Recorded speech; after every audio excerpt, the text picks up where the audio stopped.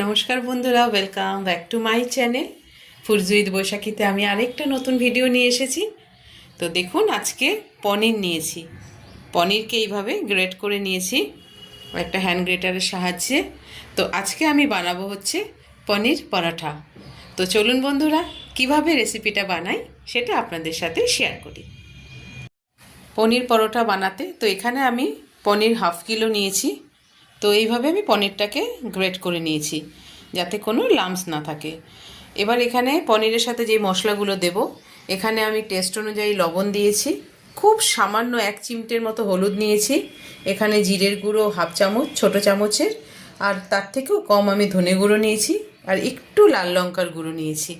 আর এখানে আমি ধনে পাতাকে এইভাবে কুচো করে নিয়েছি, আর এখানে কাঁচা লঙ্কা। তো এবার আমি এখানে আটা নিয়েছি।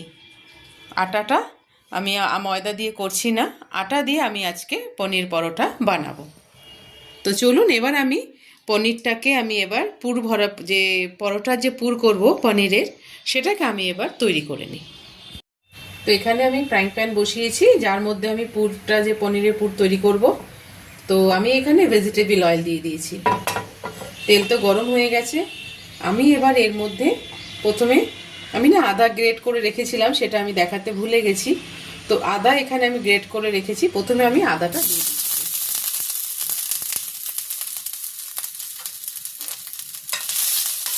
আদাটা একটু নাড়াচাড়া করে দেবো কাঁচা গন্ধটা যাওয়া অবধি।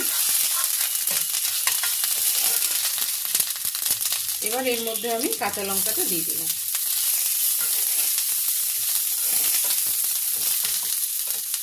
এবার মশলাটা দিয়ে দিচ্ছি। প্রায় আমি 2-3 মিনিট নাড়াচাড়া করে দিয়েছিলাম।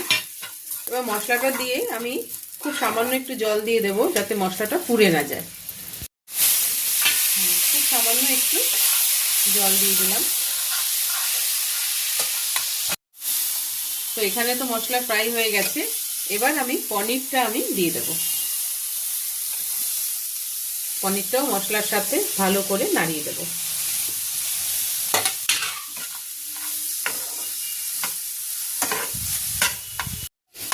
হলুদটা কম দেওয়ার একটাই কারণ, আমি যে পনিরের যে নিজস্ব যে অথেন্টিসিটি যেটা কালারটা, সেটা রাখবার জন্যই আমি পনিরটা আমি হলুদ কম দিয়েছি। তো এখানে পুর হয়ে গেছে।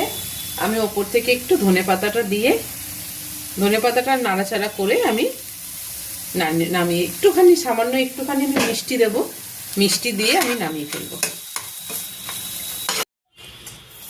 আটাটা তো আমি খুব ভালোভাবে মেখে নিয়েছি।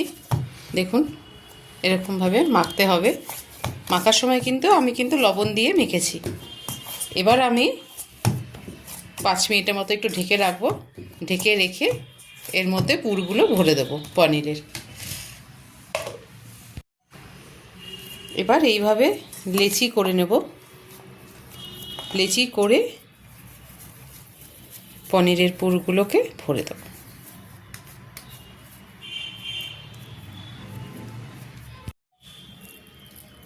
পনিরের পুরটা দিয়ে দিলাম,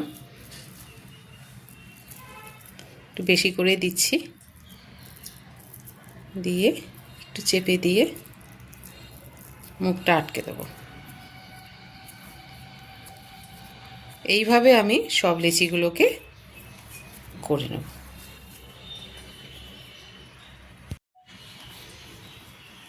তো এইভাবে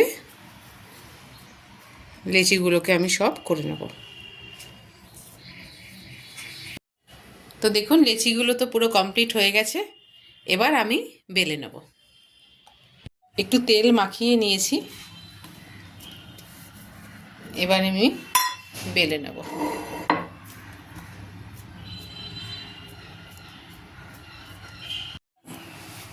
হালকা হাতে, বেশি প্রেসার দেওয়া যাবে না। হালকা হাতে আমি এইভাবে বেলে নিচ্ছি। তো এইভাবে বেলে নিয়েছি। দেখুন, থিকনেসটা কিন্তু এতটা আছে। এবার এক পিঠ হবে, তারপরে আমি উল্টে দেব। ততক্ষণে আমি একটা বেলে নিই। তো প্রথমে আগে খুব ভালো করে আমি সেঁকে নেব, তারপরে আমি ঘি দিয়ে আজকে আমি পরোটাটা বানাবো। তো আমি এবার ঘিটা দিয়ে দিচ্ছি। এই ঘি কিন্তু আমি ঘরে বানিয়েছি।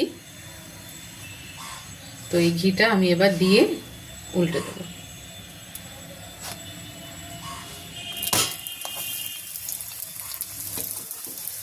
বাড়িতে বানানো ঘিতে এরকম পরোটা খেতে কিন্তু দারুণ লাগে। তো দেখুন কি সুন্দর ফুলে উঠেছে। তো এক পিঠ তো ভাজা হয়ে গেছে, এই পিঠটা হয়ে গেছে, আমি এবার নামিয়ে ফেলবো।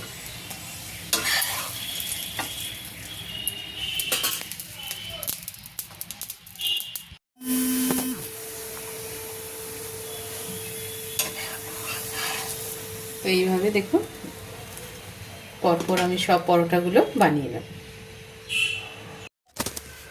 তো বন্ধুরা, আজকে তো আমার পনির পরোটা পুরোপুরিভাবে কমপ্লিট হয়ে গেছে। রেসিপিটা আপনাদের সাথে শেয়ার করলাম। এটা আপনারা দইয়ের সাথে, গ্রিন চাটনির সাথে, কিংবা এমনকি সসের সাথেও খুব ভালো লাগবে। তো আজকে আমি সস দিয়েই এটা দিচ্ছি, সার্ভ করছি। তো দই দিয়েও ভীষণ ভালো লাগে, হেলদি। তো আজকে বাড়িতে আবদার যে সস দিয়ে খাবে, তো আপনারা দইয়ের সাথেও এটা সার্ভ করতে পারেন, আর গ্রিন চাটনি। তো রেসিপিটা শেয়ার করলাম, কেমন লাগলো অবশ্যই কমেন্ট বক্সে জানাবেন। আপনাদের তো কমেন্টস পড়তে ভীষণই ভালো লাগে। আর চ্যানেলটা ভালো লাগলে সাবস্ক্রাইব করবেন। পুরো ভিডিওটা দেখার জন্য অনেক অনেক ধন্যবাদ রইল।